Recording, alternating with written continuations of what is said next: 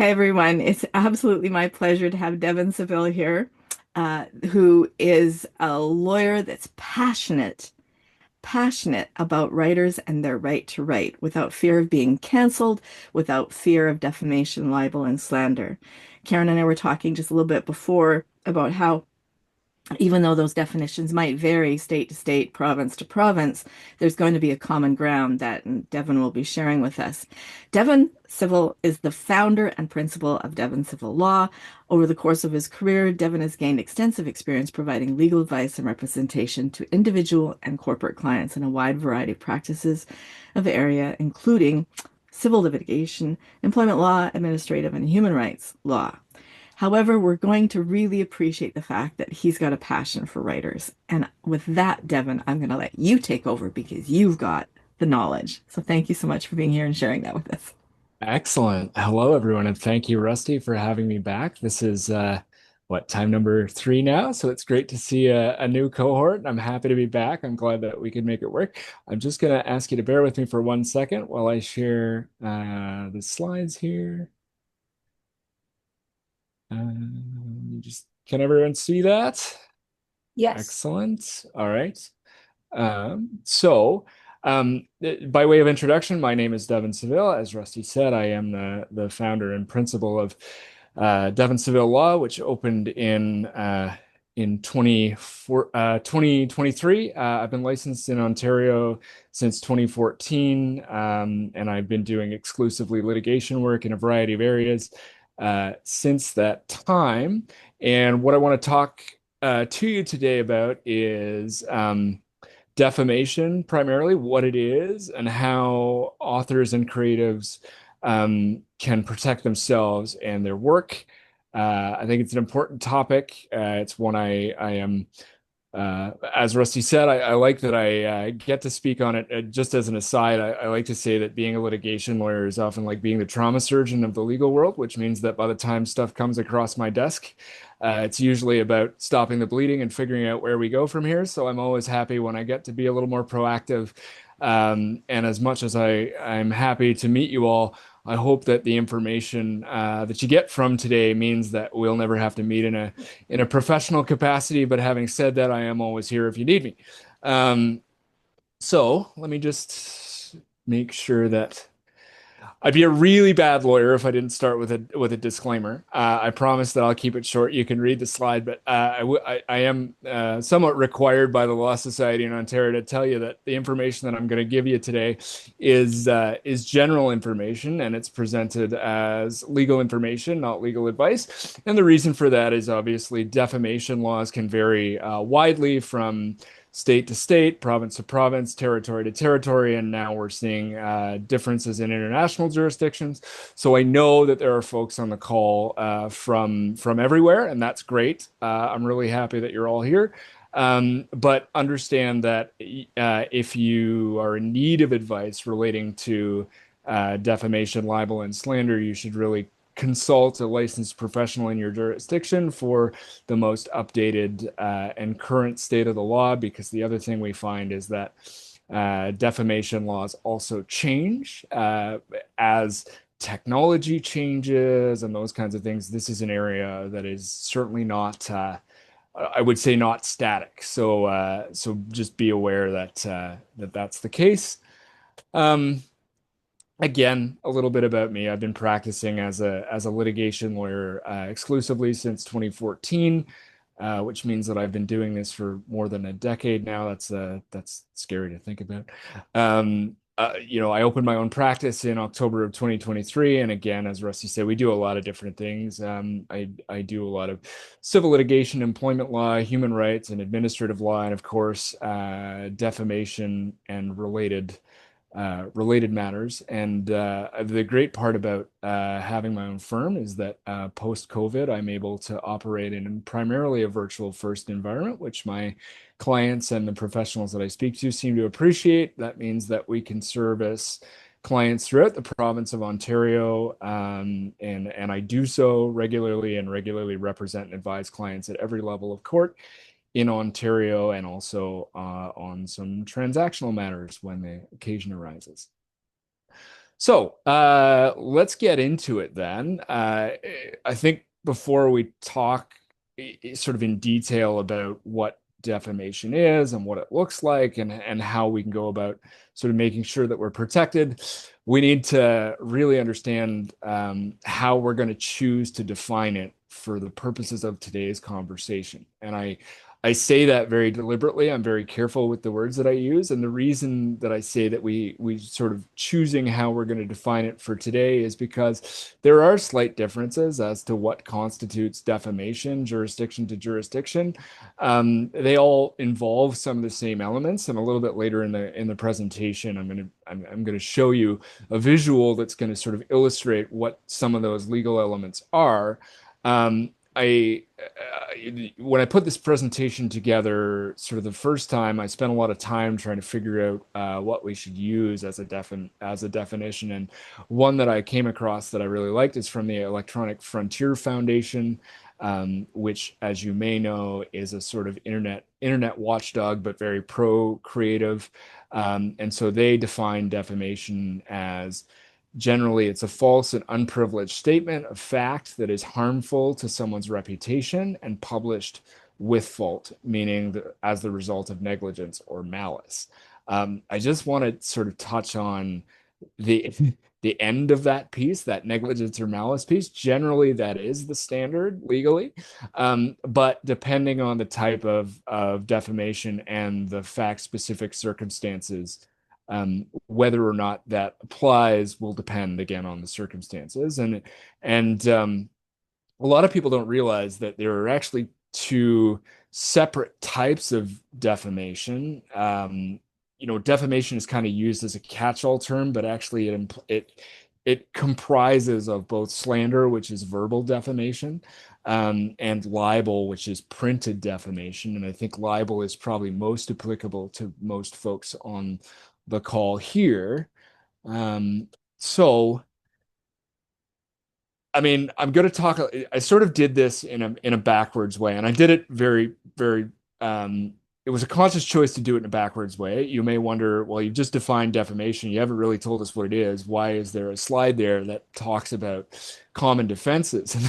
And the reason for that is because um, most of the time when I talk to creatives who are approached with the sort of inkling that there may have been something defamatory, the most common question I get is, well, what do I do? Because if in fact, it was defamatory, I want to know what I can do about it. And so the reason that I put this slide here very purposely is to tell you as creatives that just because someone thinks you may have committed defamation doesn't mean that you're stuck and that there's nothing you can do about it. So I guess you can consider this slide as there's hope if you're ever confronted with that issue.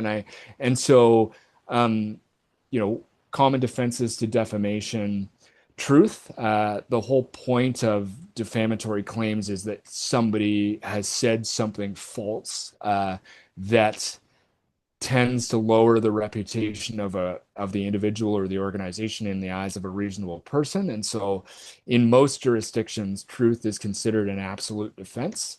For those of you that are joining stateside today, that's also the case in most US states as well. So truth, if you are confronted with claims of defamation and you can prove that what you've said is in fact demonstrably true, in most cases, I would say that's going to be an absolute defense and bar to any claim of defamation against you. Um, Privilege, there are a couple of different types of privilege. So, in certain cases, the example that I use is if somebody quotes from a court decision, that's it's a public decision, but obviously it's subject to certain privilege, so that may be defensible. In Canada, we use cabinet privilege a lot, so that means that the prime minister and cabinet have cabinet privilege for their discussions, and I would imagine that it works similar for U.S. jurisdictions as well. Um, Fair comment. There are some defenses in most of the laws that talk about If you make a fair comment without malice, you're entitled to your opinion because in most cases, the law presumes some manner of free speech that you are allowed to make that is not defamatory. Um, Innocent dissemination. So that's more like the mea culpa. Sorry, I said that. I shouldn't have said it. And innocent dissemination, it's important to know that in most jurisdictions, innocent dissemination, if it applies as a defense, isn't an absolute defense. So that doesn't get you off the hook completely. What it does is it will lower the amount of damages that you are susceptible to. And usually that's accompanied by some kind of printed apology and retraction.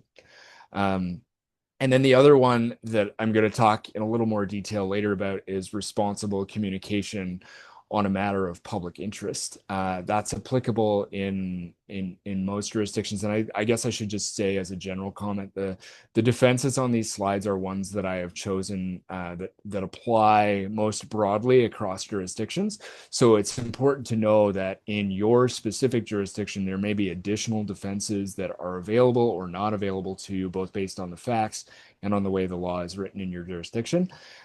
Um, I see a lot of responsible communication on public interest. And just to give you an idea of where these defenses get raised and the type of context in which this exists. So I act on both sides of defamation claims, which means I act for claimants, but I also act for defendants. And in the defense capacity, most of the time I'm acting for media outlets. And so oftentimes what we see is a media outlet will take a press release from a local police force and they will publish it in their newspaper or their online newspaper, what have you. Um, and then somebody will turn around and say, well, you got it wrong. Maybe I was charged with this crime, but I wasn't convicted or what have you, or the charges were dropped and you didn't update. Sometimes that stuff is defensible on the responsible communication on a matter of public interest, because the idea is the law presumes that there are certain things that the public has a right to know about. And so most often in the journalistic capacity, depending on, it doesn't give you a license to say whatever you want about whoever you want. But if you are reporting the news and the news is accurate as you understood it at the time, oftentimes that's sort of defensible on that standard. And again, I'll talk a little bit about that. I have a little piece at the end of the presentation that talks about anti-slap, and so we'll talk about that when we get there. So it's often quite interesting to do this presentation because I have the privilege of speaking to you from wherever you are, and that makes it both interesting and challenging because you're everywhere. Which means that it's not that it's not always easy to come up with a clear set of this is what defamation is and this is what it looks like, and this is really where my disclaimer at the beginning comes in. You'll see on the chart I've sort of included some of the main jurisdictions for folks that have been part of this presentation in the past. It includes the burden of proof. So you'll see on this slide, I've talked about central Canada, so Ontario, the West Coast, British Columbia, and the US, California. And then on the next slide, you'll see tests for New York, and just for fun, I included the test for England and Wales too. What I will say about these are that the tests are different. But really, when we talk about defamation, you should see from these tests some central themes. And so, to help you sort of pull that out of this, what you're looking at most of the time is you're looking at some kind of false statement. You're looking at a statement that will tend to lower the reputation of an individual or organization in the eyes of a reasonable person. In most cases, the statement has to be about the plaintiff. And in most cases, we also need to show as plaintiffs in defamation actions that um, the statement was communicated to at least one other person other than the plaintiff. So, if I tell Rusty that her hair is blue and it looks awful, which is not the case, to be clear. Rusty wouldn't necessarily be able to sue me for defamation because I haven't told anyone else that Rusty's hair looks awful. And so that's the other thing to think about. So there you can see tests for Ontario, British Columbia, and California, and of course New York, which is another jurisdiction. And I'll just leave that up for a minute, and England and Wales. So again, um, in most cases, it is the plaintiff in a defamation action who bears the burden of um, showing that establishing these legal elements with their evidence. However, I do need to say, in the interest of full disclosure, that there are some jurisdictions where content is presumed to be true, to be false unless the defendant can prove that it is in fact true.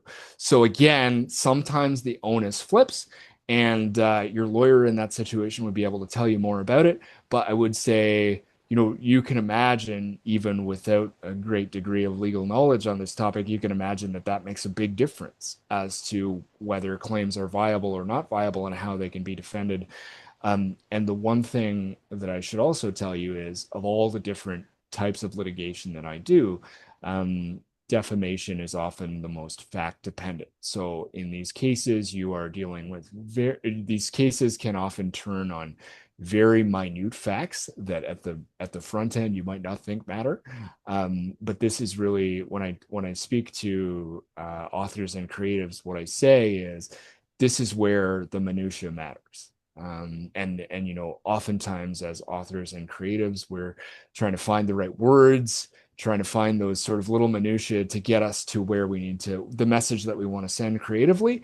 Um, and in my work as a defamation lawyer, oftentimes how things are worded makes a big difference. So, thank you for doing that work. I know it is often frustrating when you can't find the right words and you spend a lot of time trying to mull over, but it does really make a difference, and it can very much help protect you. Um, so this is probably the slide that most accurately depicts why we're all here. Because I know, as much as you may enjoy hearing me drone on about defamation, the fact of the matter is you want to know what you can do to try and avoid these types of situations. And the first thing that I can tell you, probably the single biggest thing that you can do in your writing and your creative endeavors to try and avoid claims of defamation is be as truthful as you can. I should, as somebody who understands the creative process to a certain degree myself, I should say that I understand that sometimes truth looks different to different people. And so that doesn't mean that, in saying that, I don't mean that you should find the one objective truth. Um, I do think that because I don't often think in creative works that there is one objective truth. That's part of the art. But I also would say, um, so it's kind of a balancing act, because you as a creative have a right to express your truth. But at the same time, I guess all I'm trying to say with that point is, and maybe I should reword it for the next time I do the presentation, don't say anything that you know is demonstrably false. Um, use verifiable sources. So obviously your lawyer and your publisher will thank you for this, because if you ever get confronted with claims of defamation, if you can show where you got the information, that's going to help you sort of do that demonstrable truth exercise that often comes with trying to defend these cases. Um, Anonymize identities and factual details. I'm always sort of gun shy, as Rusty knows, when I say this in this presentation, because I feel like to some extent it's disingenuous to the creative process. Um, but full disclosure, I'm here today as a lawyer and not as a publisher, and so I think that there are often ways to write things that are sort of amenable to the truth as you see it, but in a way that is gonna not put somebody else in a situation where they think they've been defamed, which I think is half the battle. And I would say, your publisher or your writing coach can really help you with how to do that in the most effective way. And that brings me to work with your publication team and your legal advisors. If you don't have a legal advisor, you should. Um, and what I will tell you from both publishers and lawyers is we would rather have you call us with the questions before you end up in a situation where something is out there, because once it's out there, it's very difficult to take back and retract, and that can have some very significant consequences, both for you as creatives commercially, um, but also for your ability to defend claims. So, this is not something you should leave to the last minute. Get those questions asked of your lawyers and publishers early, because in as much as we are trained to be responsive, we prefer not to be if we if we can help it. We like to try and deal with things early. So do make sure that you're connected with your team and that you're asking questions. I often say there are no stupid questions. I know it's an old trope, but it really is true in this case. If you don't know, please ask. Because if you don't ask and you end up in trouble, it's a lot more difficult to fix. And oftentimes I find that, a 3-minute answer can be a big difference, before the fact. So that's true.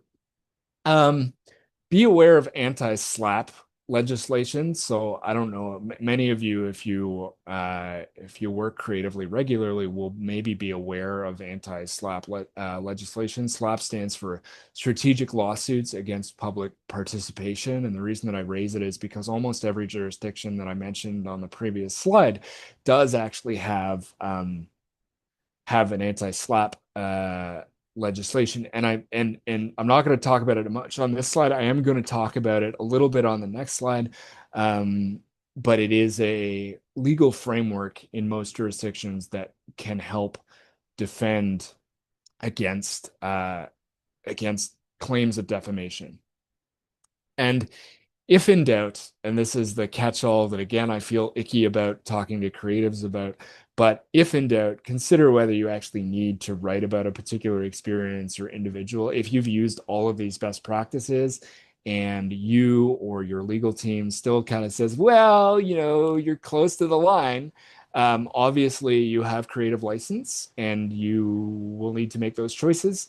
But if you're at a point where you don't know if you can sort of safely print this without being defamatory, maybe there's another way that you can tell this story. And that's not to say, I will never, Rusty knows because I've done this presentation a number of times.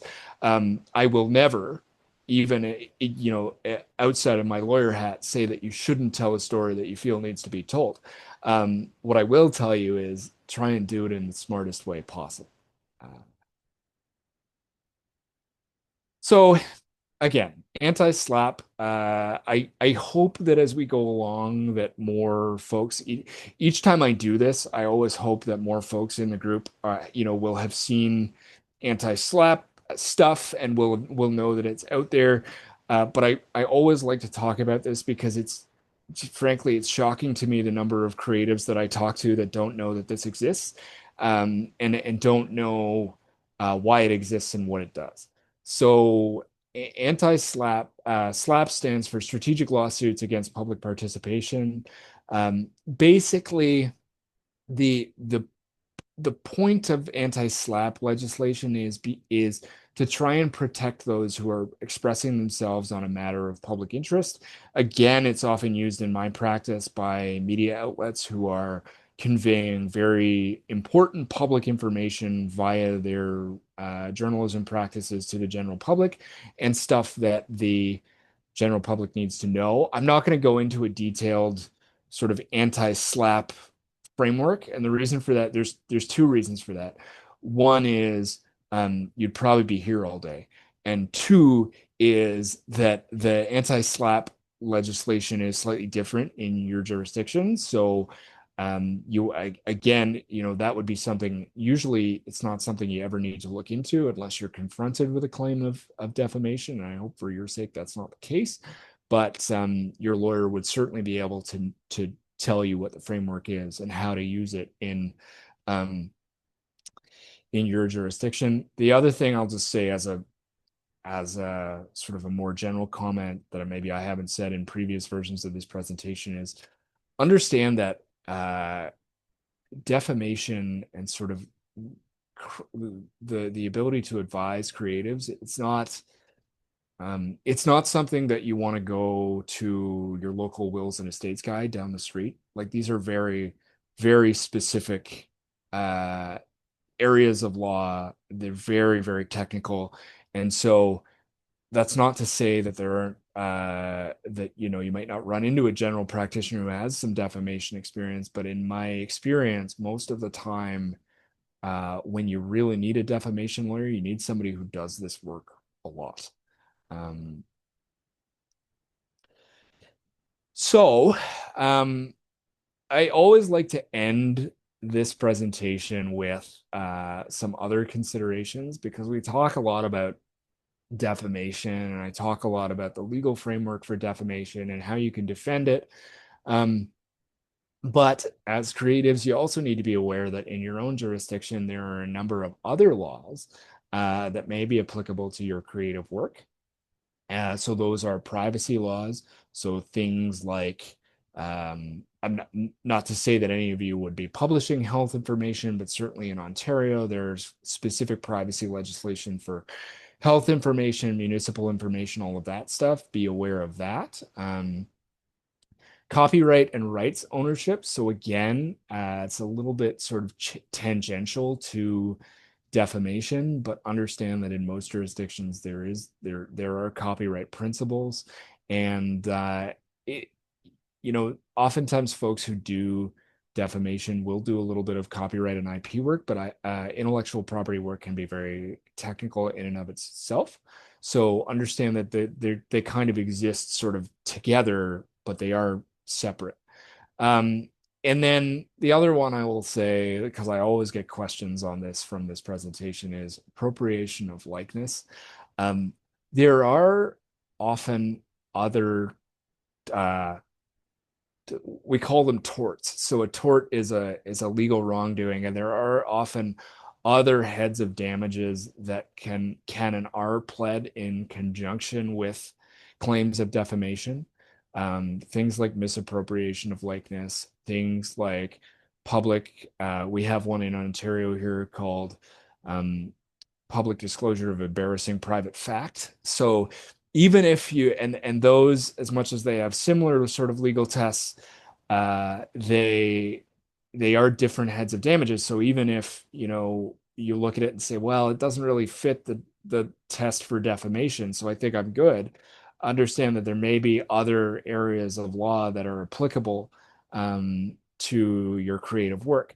Again, I feel strange about this because my purpose in telling you this is not to scare everybody. I don't want people to leave from this presentation and go, I don't even want to write my book or anything else ever again. That is not my purpose. I just want you to be aware that there are these frameworks out there, and the last thing that I would want any of you to suffer is sort of this out of nowhere blindside that you maybe said something that you shouldn't. You all are, I would say in most cases, the best advice that I can give is use common sense. Um, Speak your truth.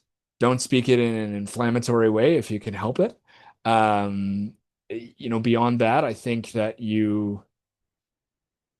one of the things that I always have to balance is sort of like a doctor in the sense that if you listen to me all the time, you might feel like you never get to do anything. And that's not what I want either. Um, just I guess I would say be aware, use your common sense, and I think in 99% of cases that's going to get you through. And if you don't know, ask. So that's sort of the end of my presentation. I'm happy to, there's usually a few questions in the room. I'm happy to answer them to the best of my ability. And while I do that, I will just leave this slide up, which will let you know how you or your network can contact me.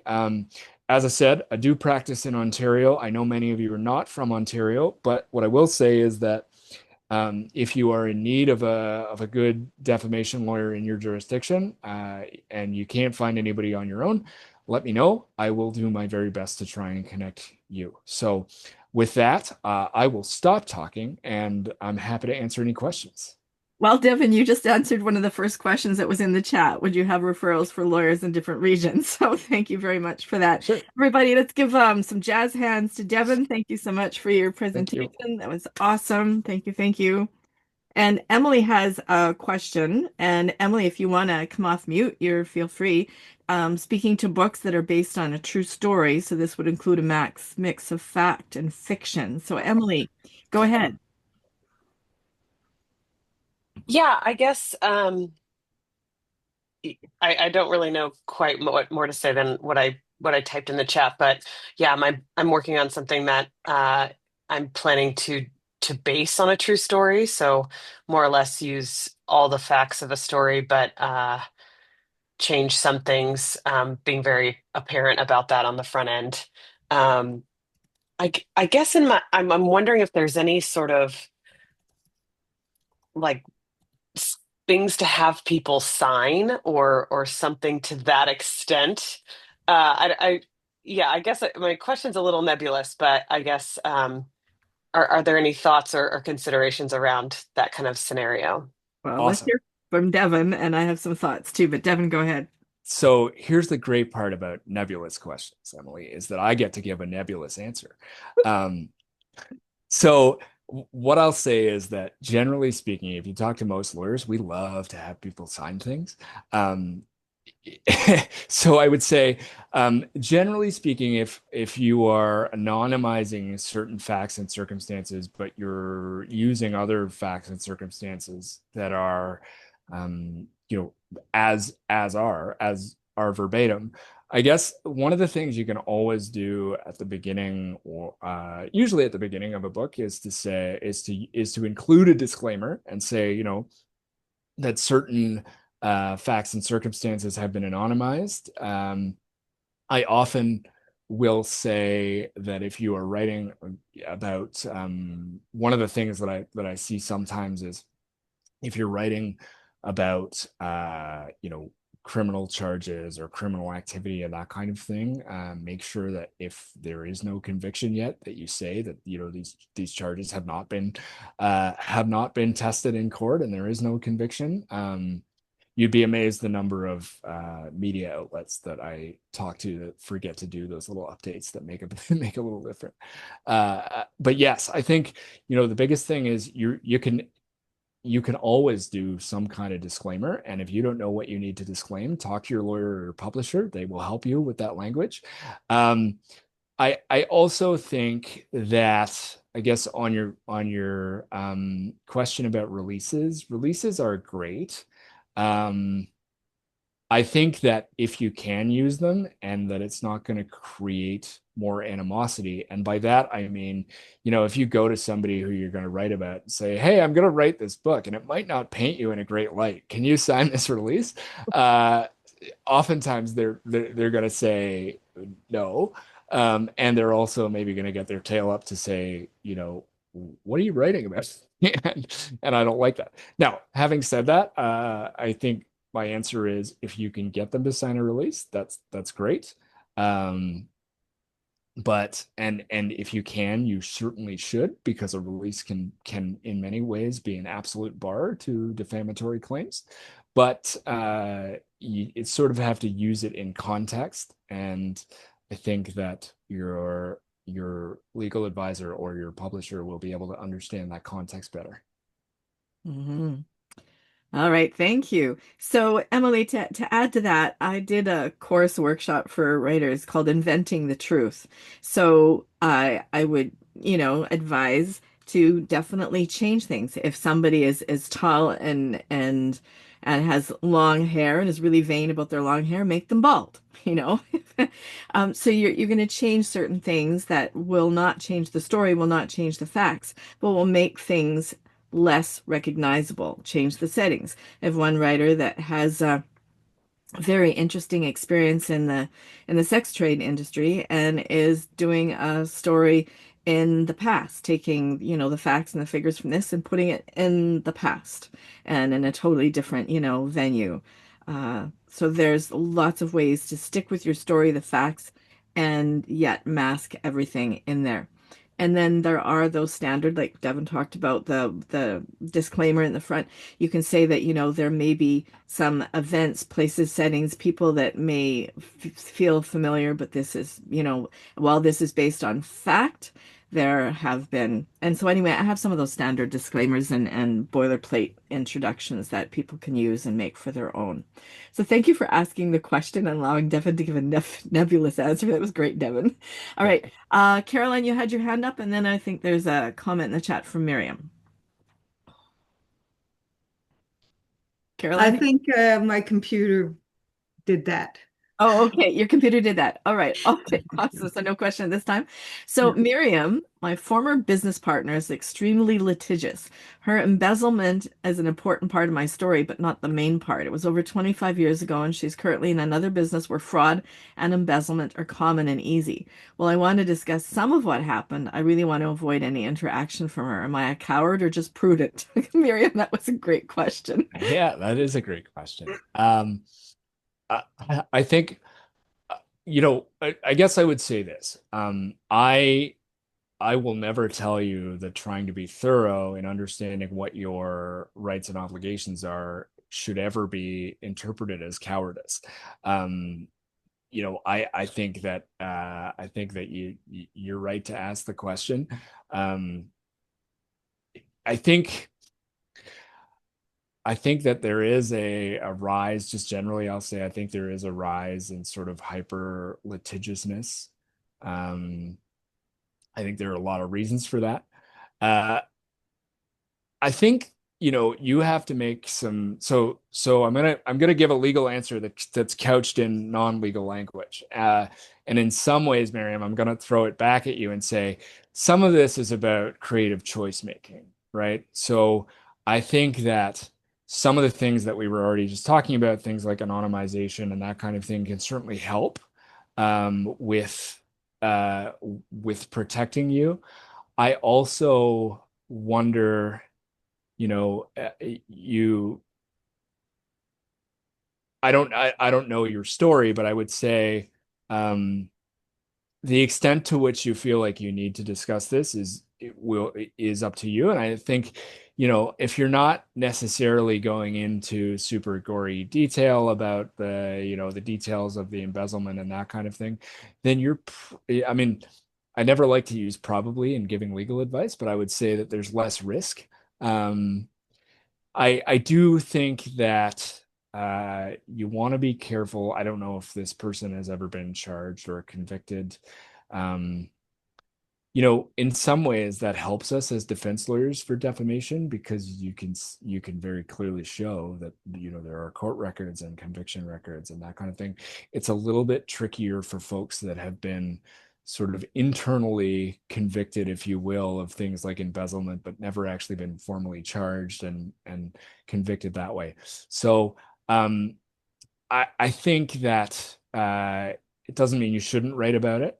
I think that you should decide from a creative standpoint how much you need to write about it. If it feeds into other aspects of your story that are important, then you need to do it to make the story flow.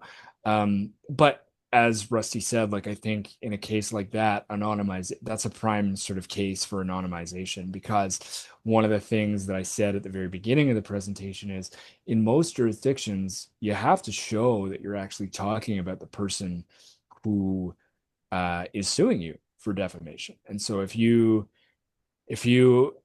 anonymize things, then it makes it more difficult. I'm not saying impossible, but it certainly makes it more difficult for a plaintiff to establish with an appropriate degree of certainty that you're in fact talking about them. Um, the other thing that I often like to advise is, you can always say in your disclaimer that this is a fictionalized narrative based on fact, right? And Hmm. then, and in doing so, you're not saying basically you're leaving it up to the reader to figure out which one is truth and and which parts are fictionalized and which parts are fact. You obviously know that as the author, but it also means that when somebody sues for defamation, they can't sort of say my reputation has been damaged and I can quantify it by X percentage because this is fictional and this was fact. If you sort of leave it a little more nebulous than that, it makes it more difficult for those hyper litigious folks um, to sue you and confirm that in fact this part of the story was the defamatory part. And obviously there are I don't want to get overly technical, but in pleading these court documents, oftentimes there's a requirement that you say very specifically what the defamatory language is. So those kinds of disclaimers can help you with that. Hmm. Devon and Miriam, I just got an idea. There was a woman and her son that they were wanting to write their story. She had put him up for adoption, had never told anyone in the small community that she'd been pregnant, had gone away and she'd gotten pregnant by a date rape scenario. And they did not want to out the man. He was an upstanding citizen in the town, and it was a time when things weren't understood. But they still wanted to tell the truth. And I suggested that they introduce another character to say, because they were from small town Alberta and we would travel sports teams and dances in another school. And so it could be that or a rodeo that came through town. We had rodeos that came through town. So it could have been that kind of thing. So they introduced another character. So Miriam, if there is another possibility in the company that you shared with this business partner that there would have been somebody else that had the possibility to do the embezzlement, is that a possibility for you, Miriam? And is that something that then would really mask the details in the story, Devon? Well, I guess what I would say is this. Oftentimes when I talk about this stuff, it sounds very technical, but what I should say is don't underestimate the value of creative license, right? Mhm. So you have an inordinate degree of flexibility in how you tell the story, and that is the empowering piece about doing this kind of work. So I think that anything you can do to mask sort of some of those details is helpful. Now, the one thing I would say is, you know, if you were talking about another real person, I'd say, well, now you want to be careful that you're not sort of outing that person as an embezzler when they're not. If you can do it in such a way that you can fictionalize the person in your story that you say has done these things, then I think that's the best case scenario, because I have, in 11 years of doing this type of work, never seen a fictionalized character who's been able to come and sue for defamation. So um so I like that's I like I like that's that my advice. answer. I think that's the best answer. I would have to totally fictionize her because she's too well known in the community, of which may or may not read my book. Who knows if it ever gets published? But That's she's right. so well known and she's so good at what she does. She's also a sociopath. Um, that it's just not worth it's I'd rather fictionalize her and change the scenario and use the advice of this could be fictionally based story or something. I mean, people who know what I did know it's not fiction. As far as Right. the story is about a whole other business that I started, Right. they know Yeah. that's not fiction. What made me start the business of the embezzlement was part of the facts, but I don't need to tell all the facts. Well, Right. there you I go. mean, I can make her, I can make her a Yeah. short, wormy, squirmy, Yep. low life. Yep. You could. You know, You could. I can find ways to. She'd know who she is. Yeah. But she Well, wouldn't be able to sue because she'd have to say, "I'm not that way." uh-huh. And yeah, if you got vanity for sure. Okay, well, Mary, I'm sure Kelly might have some more ideas for all of us when we're in group together too. Joanna's got a question, Davina's got a question, so we might be able to come back to that some more. Joanna, what about a disclaimer stating that this is your perspective and not necessarily the truth? Would something like that protect you? Yeah, absolutely. So I think that's always a good protection. Like we are always entitled to our opinion. And so I think anytime you're saying like this is fictionalized and well, you see it. I mean, the one that comes to mind all the time, just to use a pop culture reference, is for those of you who may watch a lot of Law and Order, right? They have a great disclaimer at the beginning of every episode that says, this is fictionalized. It may be based on real facts, um, but it is fictionalized. And so I think if you're saying that, this is the author's perspective, um, I don't even necessarily think you have to say this is not truthful. Um, and the reason that I say that is because as a lawyer, I always get uncomfortable when people admit to not telling the truth, because I think that somebody who isn't necessarily going to sue for defamation may look at a disclaimer like that with that wording and say, well, you clearly didn't tell the truth in your book, so now you've admitted that what you said was not truthful. I think if you say something like, um, you know this this fictionalized narrative is representative of the author's opinion, right? Um, I think, from my perspective, and it gets a little bit technical, but I think then, most lawyers who are retained to defend you would look at it and go, well, maybe that's a responsible communication on a matter of public interest, depending on what it is you're writing about. So that's what I would say. Just say that she has 4 arms and 3 breasts. She'll be fine. Perfect. Thank you, Bill. Davina's got a very involved question. My book is about finding out the truth of my father, an international con man. In my research, and my living uncle handed me an old folder of documents and let me record our interview. He was aware of the shady deals and openly talked about them. He did not work for my father, but shadowed him. In the folder were contracts and schemes laid out with different countries, with major manufacturing companies, etc. So many questions about this. The time frame is from 1985 to 1987. Will these companies come after me? Will my uncle get in trouble? Bribes, arms deals, falsifying documents, shell companies to hide money, false end user documents to hide the fact that items and goods were being sold to Iran and Iraq. I have faxes, contracts, endless notes, letters, videos, interviews, scheme diagrams. Wow, Davina. Okay, you've given Devon a lot. Devon, take it away. Okay, so that's a great question for a couple of reasons. One, Davina, I'll say that sounds like a phenomenal story. I'd love to read that when you get finished. Secondly, I'll say this. I'm really glad that you asked that question because it allows me to talk about something that I realized that we didn't really talk about, which we should, which is the limitations period. And that's a very technical way of saying that in most jurisdictions, there are limitations on when you can bring matters to court, when you can initiate lawsuits in terms of the time between when you knew the incident happened and when you bring a matter to court. I will tell you that in Ontario, in most cases, and I say most cases because there are a number of very complex exceptions, usually you have about 2 years to bring a matter to court. Now, the reason that I raise that is because in my jurisdiction in Ontario, you have much tighter timelines for defamation. And so, instead of 2 years, sometimes you have 3 months.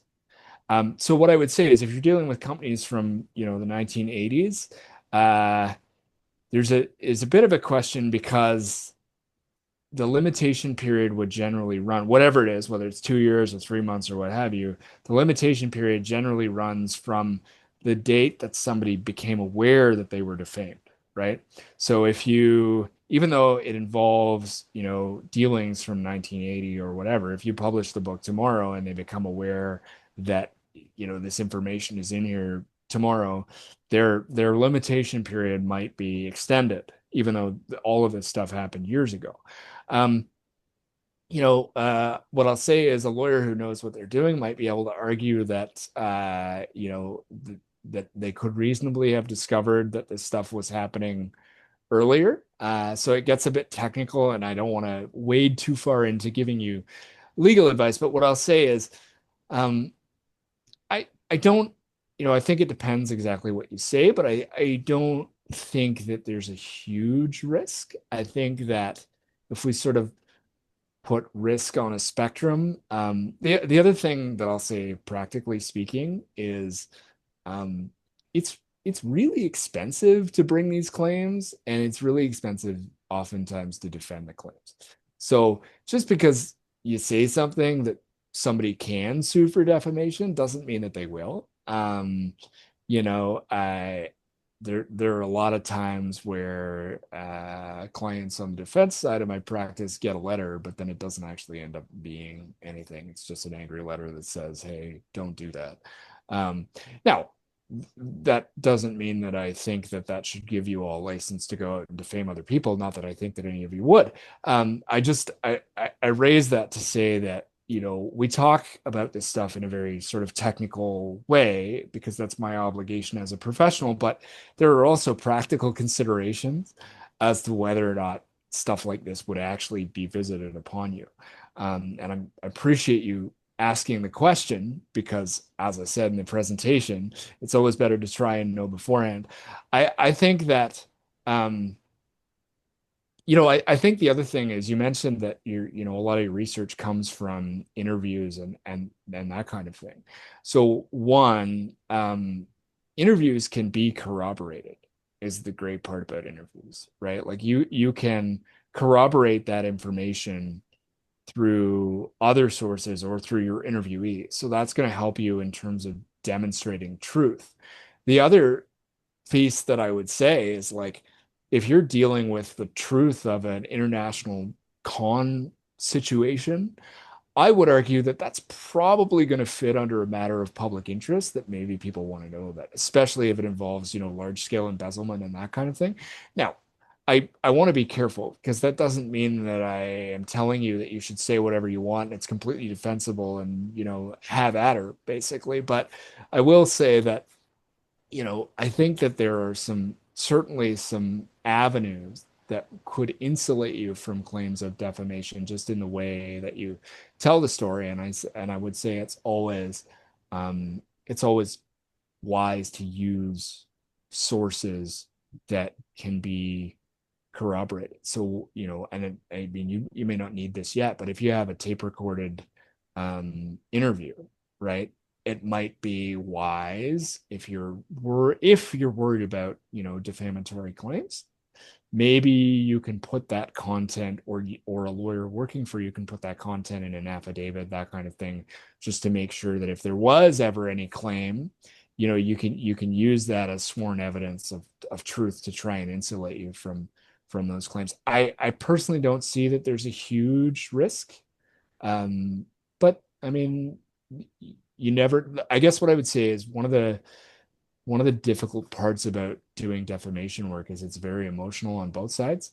Um, when I act for uh, creatives in defending this stuff, oftentimes there are a lot of emotions because they feel that they want to tell their story, and all they've done is tell their story to the best of their ability, and they feel very offended that somebody has decided to take them to court for telling what they see as their truth. And on the other side of that coin, you oftentimes have a plaintiff that feels like they've been greatly aggrieved, and they want to tell you about it. So I guess what I would say is this, right? The fact of the matter is, because there's emotions on both sides, what I'm trying to get at is that um, people will do or not do things by virtue of the way they feel about something emotionally that they may not otherwise do. So just understand that um, it may be the case that I often think when I give these presentations and when I answer questions, because the questions that come from these presentations are so insightful, I often think that I'm scaring people into not exercising their creative ability. I think if we, you know, as a practical matter, I could sit here and tell you for 8 hours what you shouldn't do and every little thing that you should never do. But much like your doctor, if you listen to everything that's bad for you, you'll never do anything, right? It's more that I am exposing what I found in the documents and then piecing it together with the video interviews my dad's deathbed confessions Yeah. and what my uncle openly told me and my own memories of stuff that I had buried forever. So I'm Yeah. not like coming up with a story. Yeah. I'm covering the story with with factual stuff. Well, and I mean, I think so. So facts are always good. I guess what I'll say is there's also a journalistic element, right? Like if you're doing investigative reporting, and if you take steps like verifying your sources, if you take steps like making sure that sources that you talk to, you've at least taken some steps to try and corroborate what they've said from a different source. All of that stuff is going to be really useful if there was ever an issue of trying to defend what you've done, right? Because obviously, like the law in most jurisdictions, certainly in Ontario and in most U.S. states, um, there there is a presumption that you're allowed to do investigative work, right? Like you just have to be able to show that you've taken best practices to Mm. make sure that you have corroborated the things that you're saying or attempted to, because sometimes you try but you can't, right? Yeah. So things like if you can't corroborate something, you should say, I haven't been able to corroborate this, Yeah. right? Um, where oftentimes I run into problems with folks is that, and in the age of, if you'll permit me to be a little bit less eloquent than I normally am, in the age of the internet, I oftentimes see folks who get out there on Facebook or what have you and want to be an investigative reporter, don't have the training, go out there and put out sources that they haven't verified, those kinds of things. That's when you're going to get in trouble, right? Mm. Because that's not journalism. So if you're doing this in a very like, purposeful journalistic way, and you can show that you've taken reasonable steps to try and corroborate what it is you've said, in most cases, I think that's going to be defensible. Okay. Mhm. Thank you. Devon, we have one more question, and I just wanted to make sure that everybody knew that they were welcome to stay for the information session on publishing choices with Clipston Publishing. And definitely want to thank Devon here, but there's one more question from Karen about how, here we go, being mindful of what was just discussed, planning to use anonymization and disclaimers. How much does your publisher and agent help with legal issues? And her guess is that they're only covering their own interests. Yeah, so I think I'm going to give a relatively short answer to that question, and that I think it depends on the publisher. Um, I just like there are good lawyers and bad lawyers, there are good publishers and there are bad publishers, and the reality is, if you're working with somebody who is knowledgeable about the industry, they're going to know a lot of the legal issues that are um, sort of potentially present. But what I would say to you is this: understand that, as much as your publisher might be able to give you some legal advice because they have experience in the industry, um, the roles are different, right? So your publisher is the role of your publisher, at least in part, is to try and take your creative vision and bring it to life in a way that fits with your story, right? And there are a whole other list of things that they do as part of that process, but really that's that's what they're there for. And so some of that means that they are, going to have to be aware of what the legal issues are and whether or not there's some risk. um they're not lawyers, and and they don't claim to be, in my experience. So, I think that they can be sort of that really great sort of first line of defense to say, like, hey, I'm looking at this manuscript, like I think there might be some issues here. Maybe we should get some more advice about about the specifics of this situation and how much risk there actually is and what we can do to mitigate it. But I often think, just like when send a manuscript, and oftentimes it gets, it might get read by your friends the first time, then it gets read by your publisher, and all the way along there are tweaks that happen, right? Like there are layers of protection that you want to put into your writing process, because A, it's going to make the writing better, and B, it's going to protect you legally. So in a perfect world, when I talk to creatives, one of the first questions I ask is, sometimes publishers are on the calls with my clients, and one of the first questions I ask is, did your publisher look at it? And what did they think about it? At the same time, I think that there are a lot of great publishers out there who have been around the industry for a long time, know what the risks are. And I guess what I'll say is, like, understand that it's not always about knowing what the risks are. Most of the time where people really get into trouble is not even being aware that there could be a risk, right? That's where most of the real trouble um, comes, because the number of folks that I talk to that are just like, I put this out and this is my first attempt, and my friends proofread it and whatever else. Obviously, there's some level of confirmation bias if we're not careful with the sort of external creative feedback that we have. So, the fact that you're even aware of the risk will prompt you, I think, to take more steps than some folks would. I hope that answers your question. All that to say that, I think it depends on your publisher, and I think that more advice is always better than not enough. And on that note, everybody, some jazz hands for Devon. Thank you so much, Devon. That was awesome, awesome, awesome. Thank you. Thank you. We've been sitting for an hour. So, Devon, you're welcome to stay to listen to Tina's presentation. I also know that you might be busy, and really grateful that you were here with us. Everyone, I will send out again Devon's information in a follow-up email. For if you registered, you'll get Devon's information. As he said, he would be available to try to find referrals if you cannot find anybody qualified in your area. And it's awesome to have you back. Awesome, Pleasure awesome. to be back. Thank Well, you. wonderful to speak with everybody. I am going to duck out because it's a busy day, it's been my pleasure, and happy to connect with any of you who want to. All right. Thank you so much, Devon.